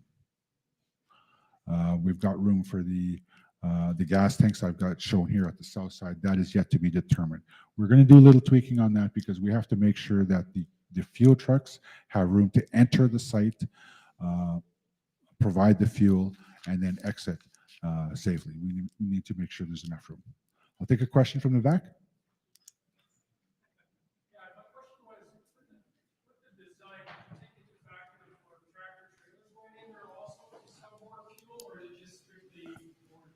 No, it's fuel trucks. Absolutely. And that's why I'm saying we're still tweaking it to make sure that we have the proper radiuses for these trucks to come in, turn, drop off their product, and exit safely. I'm thinking Oh. you want to sell more, right? Yeah. Profitability-wise. Certainly. At this point in time, we do not consider that type of sale, but that's more of an operational. That would be up to the owners. If we want to do that, then we have to tweak this yet again. But right now, we're just looking at typical vehicles that come in, cars, light trucks, that kind of thing. And perhaps my colleague could talk a little more. If we were to provide diesel, like a diesel truck stop, that would change the layout. I don't know if you'd like to respond to that. Yeah, it's a good question. You know, there's definitely lots of opportunity to service, you know, big rigs and big trucks and stuff like that. Typically for our canopies, we don't want to have those guys underneath. A, they're quite large, and B, they present a bit of a safety risk. But that doesn't mean that we can't do it. So as we kind of go through the site plans, you know, we can take a look and see if there's that opportunity to be able to have maybe a standalone diesel pump off to the side where maybe we could help service those trucks, you know, because there's a lot that go through Dauphin, right? And you're kind of just by that bypass. So there's an opportunity. So yeah, great idea.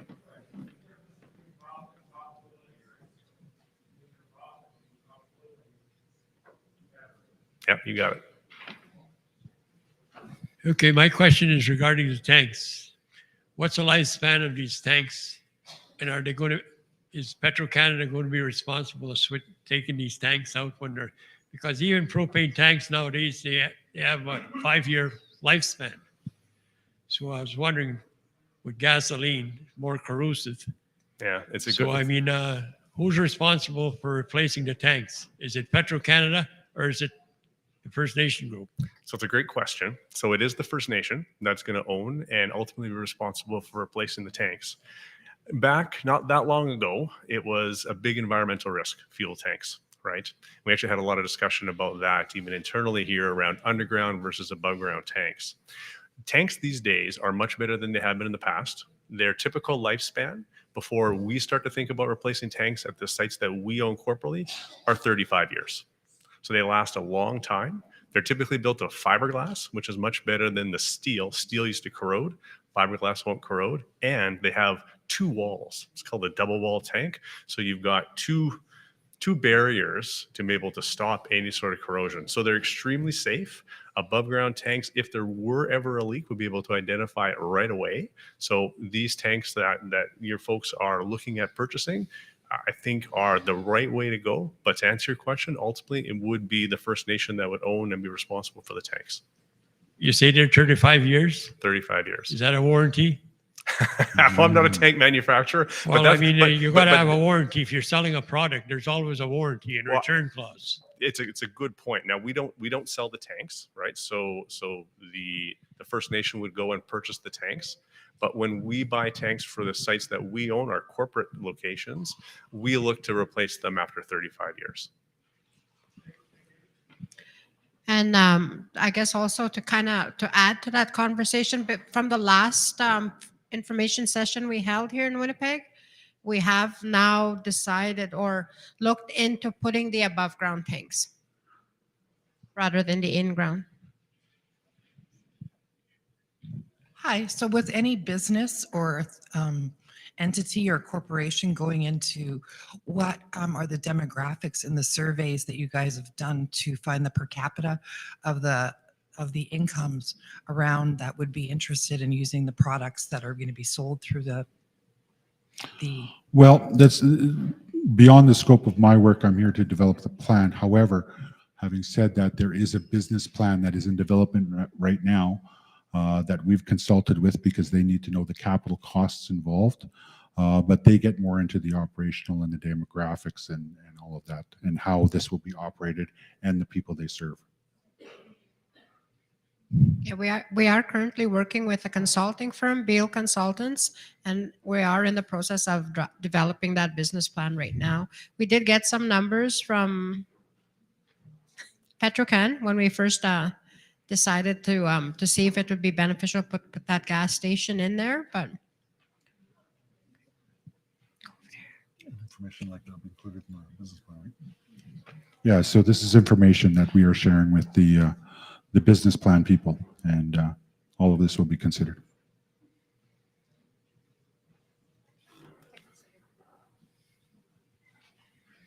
Okay, I'll move on. If there's any other questions about the site plan, right now we're still tweaking it to make sure that we provide the radius for the trucks dropping off product and safe exit and access. We're still working on that. So next slide. Here's something that I'm sure a lot of people would be interested in is the costs. The cost as of June 12th for the petroleum equipment we've identified, the tanks, the pumps, the piping, we've costed out using industry standard indices, is looking at $446,500. That is for the petroleum equipment, excluding the electric vehicle charging stations, which I'll discuss momentarily. The site development, excluding a storm drainage system, we've got costed out at $760,000, and I will give you a little more discussion on the storm drainage. The building itself, for this preliminary construction, we're looking at $650 a square foot. We're looking at a building to house the convenience store, the point of sale for the fuel product, as well as a drive-through coffee shop at 3,200 square feet. So that brings us to a cost of $2.1 million for the building. And of course, because we're early on the costing, we always provide a construction contingency because there's going to be little things here and there that we're going to miss. So I put a 25% contingency at this level, which amounts to $826,000. So we're looking at a total construction value of $4,133,000 at this point. But again, that will be subject to some change. So that's construction cost. Of course, part of every capital project, there are soft costs. For project management and civil design, which is ODK's responsibility, we've got a cost of $199,000. To provide architectural, mechanical, electrical, and I missed the word here, but also structural design, we've got a cost of $260,000 allocated to this. I've also provided an allowance for construction permits. We need to do building permits, we need to do highways access permits, and there's also Manitoba Hydro. So I've allowed $50,000 for those permits. That's not to say we're going to spend that $50,000. If we can save money on the permit process, the remainder of that allowance would go towards contingencies for the project overall. So total soft cost estimated at this time at $509,000, with a total preliminary project cost of $4,642,000. Now, just a little discussion about excluded costs. The electric vehicle charging stations estimated at each charging station to be about $300,000 a piece. So this is quite a large investment, and so right now we're kind of discussing the demand and is it worth the investment at this point in time. So what we're going to do at minimum is we're going to provide a pad to place these EV stations. We'll have underground conduits that will serve for the electrical services from the store to these stations. So things will be ready for the charging stations to be hooked up, and it gives the PCEF venture company a little time to decide whether you want to go with maybe one charging station, two charging stations, three charging stations, and at what stages you would like to do this, whether there's one immediately or there's a couple down the road that you want to add to. You will have the base infrastructure in place to hook these up. So that's why I haven't included it in the cost at this point in time. Now, the subsurface tie-in to the City of Dauphin drainage system. We have, the City of Dauphin has shared with us, they have got stormwater drainage pipe system underground. So they've considered that this site is being developed, so we're going to tie into that. So, and this is just recent information that I've received, so I haven't been able to incorporate it into the drawings or the costs that I've outlined so far. But what I'm looking at is we're going to provide 3 catch basins and a manhole and underground piping. So any stormwater will flow into these manholes and catch basins. They will flow underground on a piped system that will be hooked up to the city's stormwater drainage network. Cost of that, and I had my technical team. Thank you, Joe. We're looking at $45,000 to $50,000. The other thing that I did not include in this because this was brand new information, I just got the geotechnical report and they seem to be recommending that we put these on piles. I did not consider piles in the cost of this, so that could add to the cost. I need a little further clarification from the geotechnical engineers as to the number of piles and the depth of these piles so that I can adequately cost it and include it in the overall costs. But having said that, my recommendation to the PCEF venture company is for planning purposes, use a number of $5 million. If you're going to go for financing, you'll be looking for contributions, I'm sure, from Indigenous services. There may be loans put into place, financing, or other contributions. But for now, I would recommend you use a target value of about $5 million. So that's the cost. I don't know if we have any questions on the costs. If not, I'm going to move on. So I'll go to my next slide. And just a quick summary on consultations with the City of Dauphin and also with Manitoba Transportation and Infrastructure. We have had some coordination with Public Works. We've established that. We've had discussions on the permit requirements. We've met with their building permit people and they are knowledgeable of what we're doing here. They're aware and we'll work collaboratively with them. When we have the drawings stamped, we will submit those for approval, and they will review and approve or request a revision. But we anticipate that we will work with them prior to that just to make sure there won't be any need for revisions because they'll already be in place. With respect to Manitoba Highway, at the meeting we had with the Dauphin Public Works Department, we had the opportunity to have Manitoba Transportation Infrastructure online through teleconference. They are aware of what's going on. They provided us with the site access permit process, and that's where we also discussed whether we're going with 1 or 2 accesses, and that's when they expressed to me that certainly the one at the controlled intersection is a given, and they will review the south access as we move forward. They've also been very cooperative in that they've provided us with plans and drawings in CAD format to assist us in the development of our drawings. So they have been working and they're looking forward to doing this.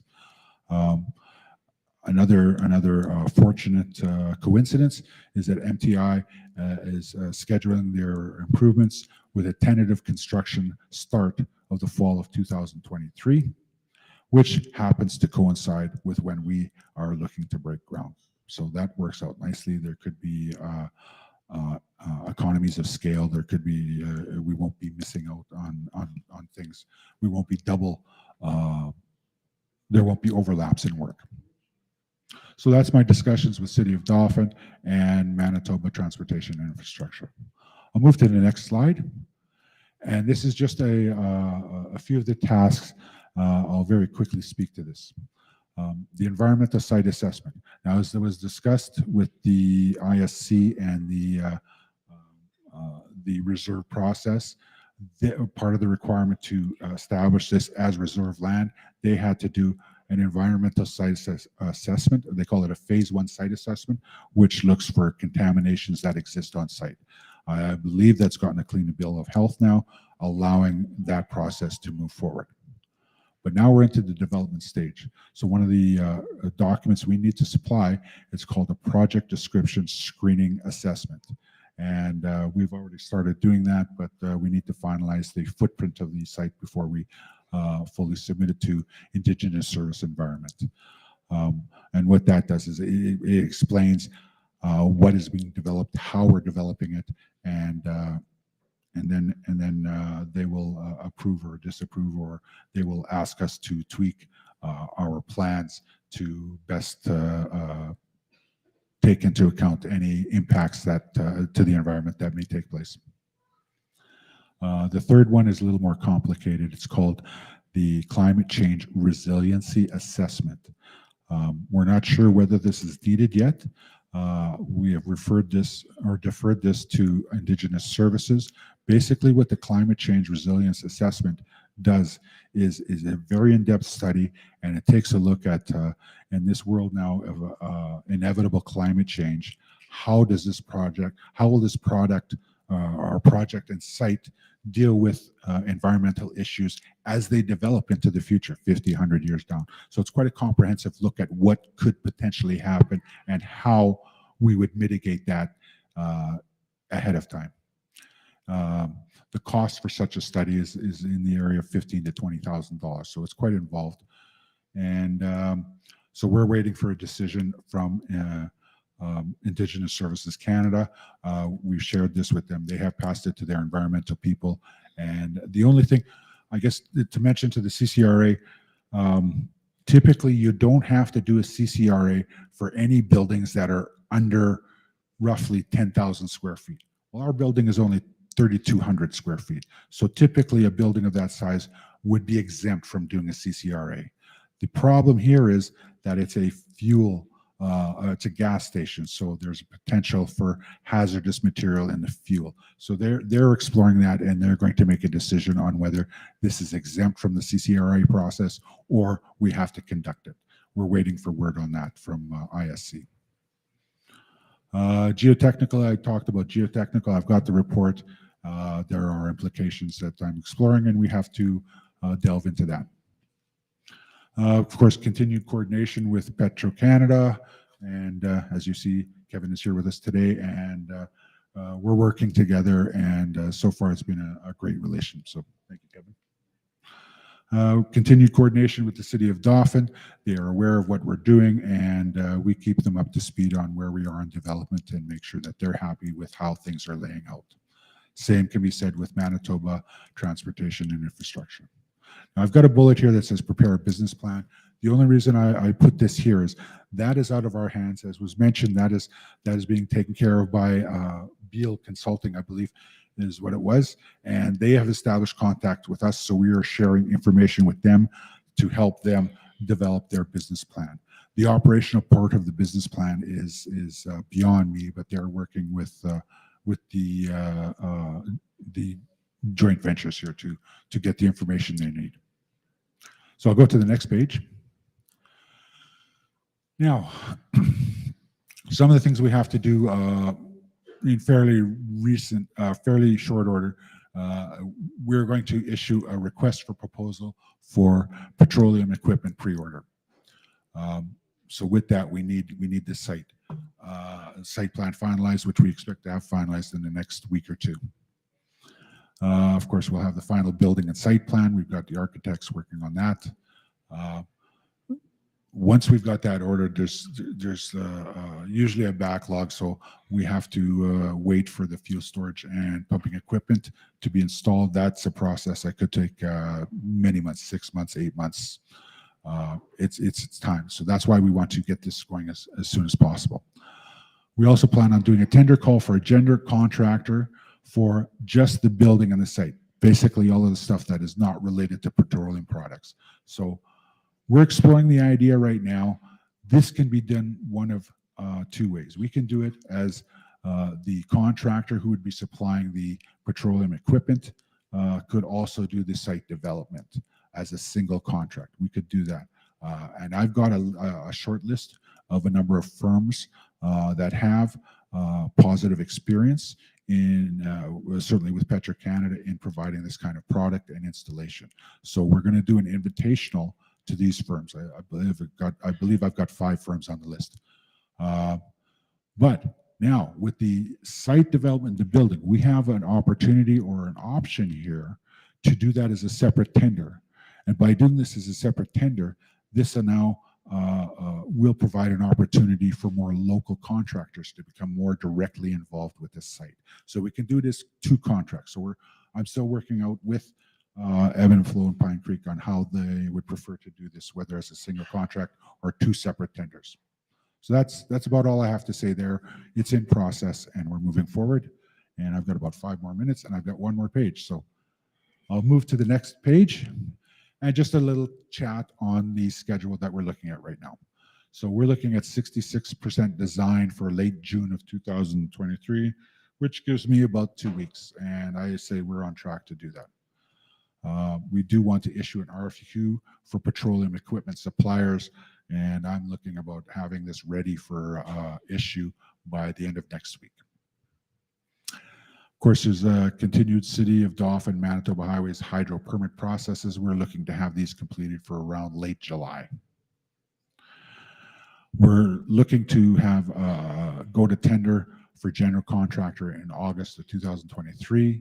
We're looking to have a groundbreaking for September 2023. And the most important one here is we're looking for a grand opening target is going to be the fall of 2024. So I just wanted to give you a glimpse of what you can expect to see in terms of development of the site. And at this time, I'm finished my presentation, but I will be happy to answer any questions you might have.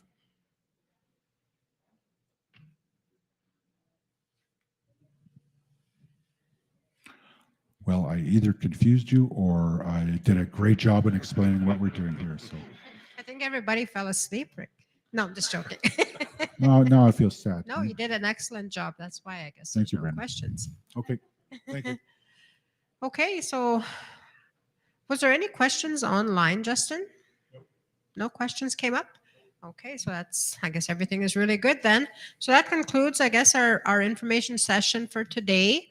I know the Indigenous Services Canada group is going to do an off presentation on how to, I guess, do your mail-in ballots, or if you had any other questions, they're going to be doing that over on this side.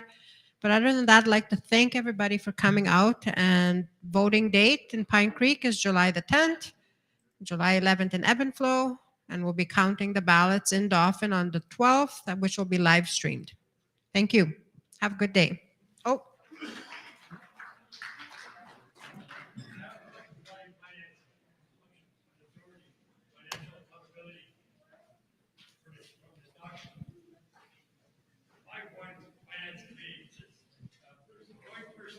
Who shall be entitled to use the funds to be distributed to the sole discretion? Who will be entitled to distribute this funding to the people? Will it be the chief and council? Finance committee, it says accountability. It's not established yet? Well, my question is, who's going to be responsible? Is it the chief and council or finance committee? It's going to be a separate committee. The recommendation could be made, right? That's all that we have to work on in our operational policies and bylaws and how we're going to be establishing them. And we're just working on that. Once this is all done, right, we need to get those 2 yeses. Yep, but where does the funding go? We need to get those yeses first. we haven't really gone ahead and did all the operational policies and bylaws until we get this land converted, we get the designation process put in place, and then we move forward. Right? Then we move forward establishing the businesses. And before we start doing that, we have to develop more policies on how we're going to operate. But it does say in our governance that we are going to establish a finance committee. And it will be chief and council that are the board members of PCF Property Management that will appoint equal representatives from each community. My question is, how is the funding going to be? I know it's 50-50, Yeah. but who is going to get this funding is what I want to know. If you're saying this is for the communities, Pine Creek and Ebb and Flow, where is that funding going to go for the next 99 years? It will go to the communities. The communities. It could go to chief and council. Is that their slush fund? Wow. Just what we've got to get clarification on. Where's that money going to go? What's it going to be used for? Education, housing, authority, or what? And I think in the bylaws, there would probably be, I would estimate that we would have annual general meetings. And there it would be presented to the membership that the limited partners have decided, say they did a net profit of $5 million in year 10. And they've decided, okay, we want to now distribute equally to each community $8 million.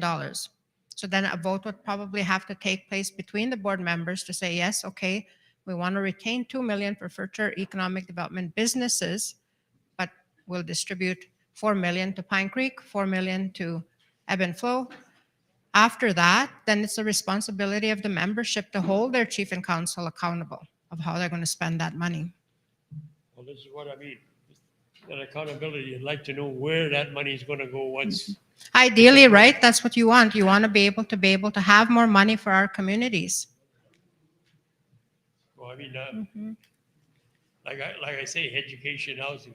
If it went there, well, that's good. Because education right now, there isn't enough funding from the government, federal government, regarding our students. They're falling through the cracks here. If we had extra funding, we can bring more students on board. And better quality education. Because sometimes we tell our people they want to go and get some kind of a diploma or certificate. Well, this is what you can afford. When meanwhile we could afford something better. But that's why it's so important to have these, to do these processes, to have these votes, to be able to move forward. Well, thank you. Oh, I hope you get clarification on this funding. Okay. If not, are there any more questions? Oh.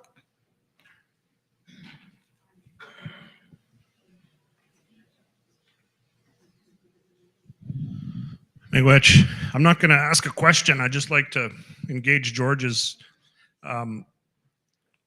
consideration a little bit, because I think it's a very important conversation that needs to be had. And each community will deal with this question at their own decision-making tables. And for us, Minegoziibe and Anishinaabe, we'll have to make a determination on the profitability of the businesses that we operate and how is that revenue going to be treated. I've always believed there's two types of money that come to a community. There's contribution funding, which is money that has to be spent according to the terms and conditions of the funding agreement from Canada, whether that's a provincial agreement or a federal one.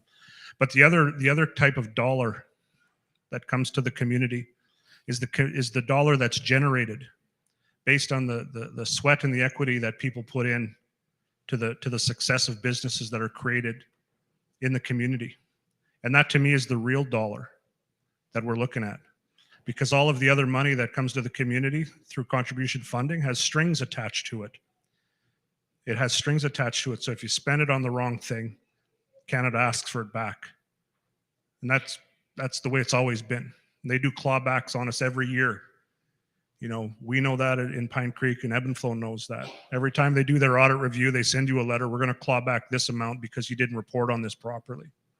That's the nature of that relationship. That's the nature of that dollar that comes in from the funding agreements. This money that's going to be generated from our operation of our business is not a contribution funding dollar. It's a real dollar made on the sweat and the equity of the people working in that facility, generating the revenue for the community. People will be paid currency to work there, and the profitability will have to be determined within a construct that factors in future economic opportunities at that site, but also investments that are needed towards the well-being of community members, both on and off reserve.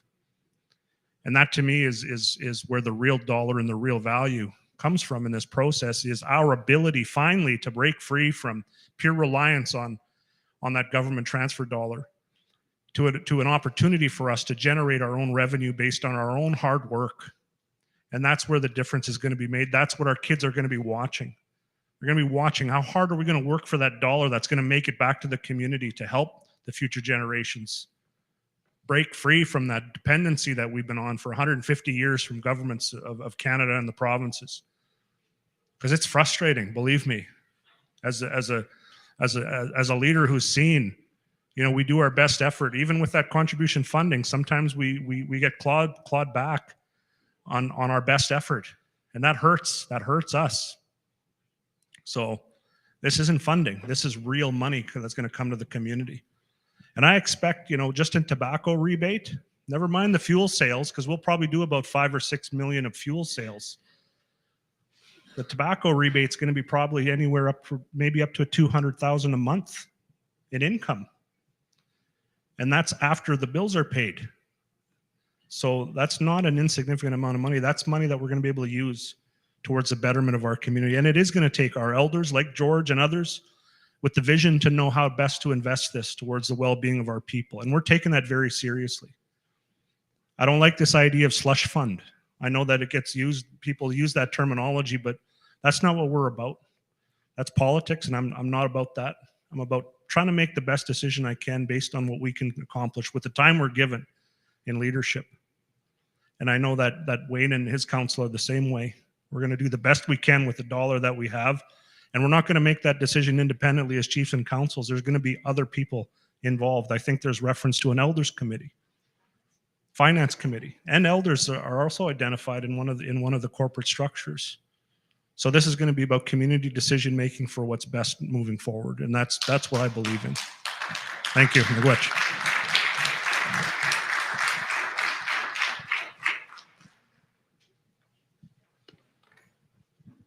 You're supposed to follow me with the camera.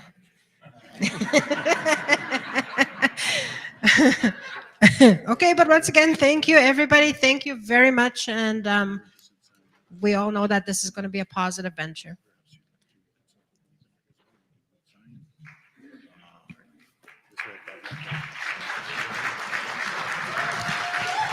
Is it off, Justin? It's off.